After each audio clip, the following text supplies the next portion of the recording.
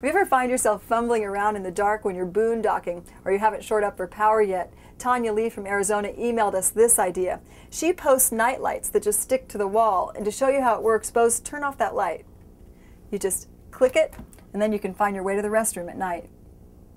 Do you know what that is? It's a dead black widow spider, and here's its web. How do we know that? Because it's the only web that is sticky to the touch. And that brings us to our next road tip. So if you want to get rid of those pesky bugs or rodents, here's a tip from fireman Stu Gears from Ojai. He recommends using bounce or fabric softener sheets like these and placing them in cubby holes or any places you think you might find bugs or rodents when your motorhome's in storage. For some reason, they don't like fabric softener. We have a few ideas to keep the front of your coach looking nice and new and bug-free.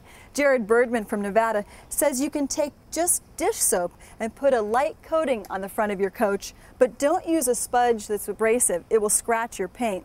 Get a soft sponge like this one. Put your dish soap on and just cover it lightly on the front of your coach. When you get there, it might be covered with bugs, but they will hose right off easily. If you don't have dish soap, you can just spray on Pam. Spray it all over the front of your coach, and you don't need to hose it off. You can just take a towel and wipe it right down.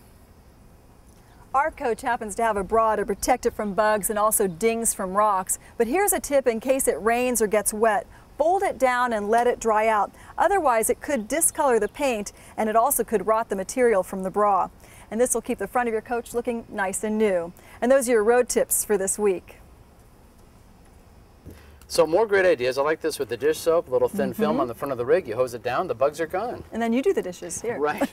That's if your RV doesn't have a bra. I just wanted to say that. I know you don't have one. Right. And a good idea with the fabric softener. And the checklist says, say goodbye.